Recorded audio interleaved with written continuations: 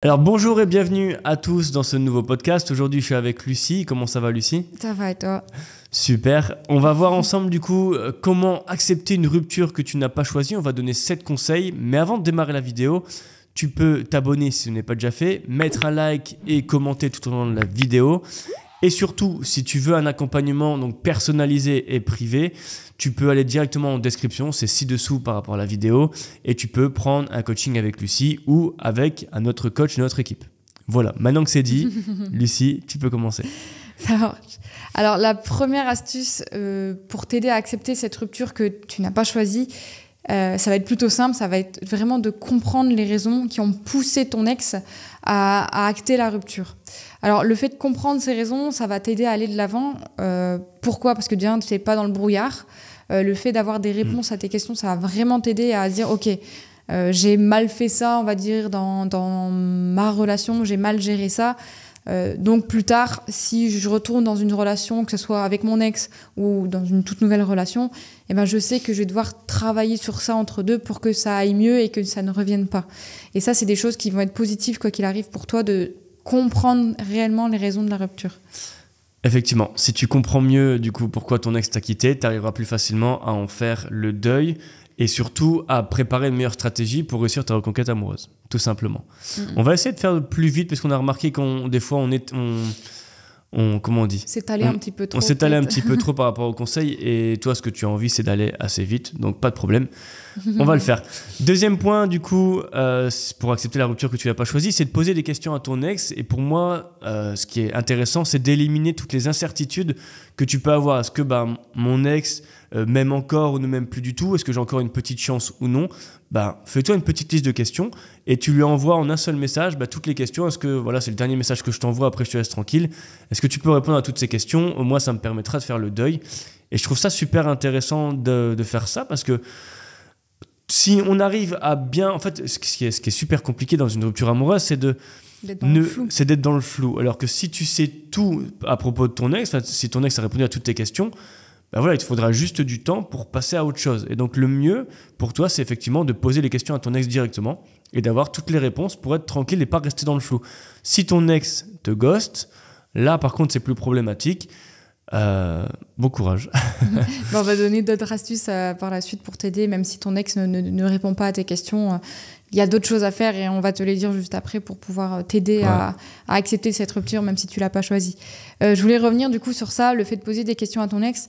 Alors, comme l'a dit Florent, il faut vraiment que ce soit juste le dernier message avant que tu ne lui envoies plus rien. Parce que si tu fais ça et qu'après tu essaies de convaincre grâce aux réponses que ton ex t'a renvoyé. Alors ton ex déjà ne voudra pas plus forcément répondre à tes questions si c'est finalement pour partir sur un grand débat. sur un débat genre oui mais non mais je comprends pas pourquoi ça ou, quand tu vas essayer de convaincre ton ex par A plus B que vous deviez vous remettre ensemble, c'est pas le but. C'est vraiment le but, c'est que voilà, ton ex réponde ce qu'il veut à tes réponses sans que toi t'interfères par rapport à ce qu'il t'a répondu, il ou elle t'a répondu. Sinon, ça va tourner en rond et en gros, ça va faire que tu vas pas accepter la rupture parce que tu seras toujours en train de ruminer. Donc, comme l'a vraiment bien dit Florent, c'est vraiment juste, voilà, j'aimerais juste éclaircir ça pour que moi j'arrive à aller de l'avant. Donc, peux-tu répondre à ces quelques questions? T'envoies les questions et t'attends juste ces réponses, rien d'autre. Et après, comme l'a dit Florence, si ton ex te ghost, ne t'inquiète pas, on a d'autres conseils que tu pourras appliquer aussi pour t'aider aussi à accepter cette rupture. Clairement. La troisième chose, si tu veux accepter la rupture que tu n'as pas choisie, c'est de mettre des mots sur ce que tu ressens. C'est-à-dire extérioriser. Chaque fois je me trompe. Extérioriser un petit peu tout ce que tu ressens. Donc tu vas, entre guillemets, encaisser tout ce que ton ex va te dire par rapport à toutes tes questions. Et le but, c'est d'écrire, par exemple, tous les jours ce que tu ressens par rapport à cette rupture, ce que tu as appris, par exemple, par rapport aux réponses de ton ex. Et je trouve ça super intéressant de mettre des mots dessus. Et moi, je trouve ça super symbolique d'écrire, entre guillemets, ce que tu penses, parce que pour moi, c'est quelque chose qui sort. Et puis voilà. C'est super intéressant de le faire quotidiennement jusqu'à ce que tu en aies besoin. Et c'est vachement bien. Ouais, il y en a même qui conseillent... Alors, je le conseille en tout cas, après c'est pas obligatoire, de le décrire et d'arracher après la feuille. Ça met encore un plus, ça fait vraiment une action dans ta tête où tu dis wow, c'est bon, je veux plus ressentir ce chagrin, par exemple, si tu as marqué chagrin à cause de mon ex sur ce papier, et du coup, ça t'aide à vraiment, c'est vraiment le mot, extérioriser et à ce que ton cerveau imagine bien la chose et du coup, tu l'intègres un peu plus rapidement.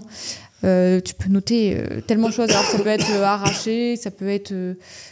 pour les pyromanes, on va dire, de mettre ça dans la cheminée ou des trucs dans le genre. Mais c'est vraiment quelque chose qui va que tu vas détruire. Et du coup, c'est des sentiments que tu vas, on va dire, entre guillemets, détruire aussi et que tu n'auras plus petit à petit. En tout cas, ça aide à imager encore plus la chose et à faire que ton cerveau se dise « Oui, c'est bon, je veux plus ça. » Du coup, il va te conditionner à ce que tu n'aies plus ça. Clairement. De toute façon, c'est à partir du moment... Le but, c'est de se sentir mieux pour accepter la rupture. Donc, si tu extériorises tout ce que tu ressens, tes sentiments, et que tu les déchires ou effectivement tu les mets dans la cheminée, tu les mets au feu, pareil, ça renvoie l'image à ton cerveau que ça se termine et que tu n'as plus envie de revivre ça. Donc, tu acceptes forcément mieux la rupture. On est plus dans le développement social aujourd'hui, le développement personnel. Mais c'est ultra important en fait, parce que si tu acceptes bien cette rupture et qu'ensuite tu veux réussir tes reconquêtes amoureuses, il n'y a rien de tel. Accepter la rupture, c'est presque la première chose à faire. C'est se dire, ok, j'ai tout perdu, mais qu'est-ce que maintenant je fais pour réussir ma reconquête? Je vais essayer de me sentir mieux, je vais essayer de comprendre pourquoi mon ex m'a quitté, et ensuite je pourrai avancer progressivement. Petit à petit, ouais. Alors, petit aparté, si tu veux connaître tes chances de récupérer ton ex, je t'invite à aller en barre de description en cliquant sur le titre de la vidéo, puis sur le lien « Faites le quiz gratuit » juste ici. Donc ensuite, ça t'amène vers le quiz et je te laisse donc y répondre tranquillement. À la fin, je t'enverrai tes résultats personnalisés. Sur ce, je te laisse profiter de la vidéo.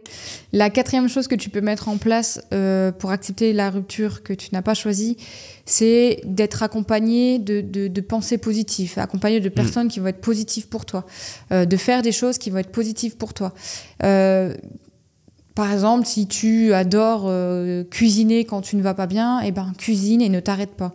Ça peut être, pour les personnes qui sont maniaques, ça peut être de nettoyer toute la maison. Ça te fait du bien, mais fais-le. Vraiment, fais des choses qui vont te faire du bien et qui vont t'aider à aller mieux, parce que ça va forcément déclencher dans ton corps de l'endorphine. Il y a une hormone du plaisir, entre guillemets, qui va être sécrétée et qui va te faire du bien. Et ça, c'est des choses qu'il faut absolument faire pour t'aider à aller mieux. Alors, il y a le sport aussi qui aide aussi pour l'endorphine. Il y a plein de choses. Donc, n'hésite vraiment pas. Fais tout ce que tu veux qui te fait plaisir et ça te fera du bien. Il y a la technique effectivement, d'être devant le miroir aussi, de parler de pensée positive, parler de soi positivement. Moi, j'aime bien tous les matins me dire, ok, mes objectifs, c'est ça, ça, ça. Et d'en avoir pas trop non plus, 2-3 maximum, et de se les répéter et d'essayer de visualiser un petit peu ce qu'on a envie d'avoir. Je vais reprendre l'exemple des pensées positives, de se dire, voilà, on a tous fait des choses bien dans notre vie. Peut-être que tu es dans une situation, tu es probablement dans une situation où ça va moins bien, mais il y a eu des moments où tu étais heureux dans ta vie, il y a des moments où tu seras heureux plus tard dans ta vie. Donc repense à ces moments heureux et dis-le. Par exemple, tu peux le dire à haute voix, je suis content par exemple d'avoir eu un enfant, je suis content d'avoir fait le marathon il y a quelques mois par exemple, je suis content d'avoir eu cette promotion il y a une dizaine d'années. Il y a plein de choses pour lesquelles tu peux être fier. Donc voilà, rappelle-toi tout ça et des pensées positives. Il faut que ton esprit, tu sois ultra positif pour avancer et être mieux. Ouais, carrément. Le 5e point qui, pour moi, est un petit peu lié, c'est se donner des objectifs. Alors, encore une fois, je vais reparler de chaque matin. Tu peux te dire des pensées positives pour toi, mais aussi te donner des objectifs que tu vas te répéter. Moi, c'est ce que je fais tout le temps, où j'ai mes objectifs et je me les répète chaque matin et je me dis, ok, mon objectif, c'est ça. Et pour ça, aujourd'hui, je vais faire ça. C'est tiré du livre Miracle Morning, qui est un livre de développement personnel. Et ça fait depuis 2017-2018 que je fais ça.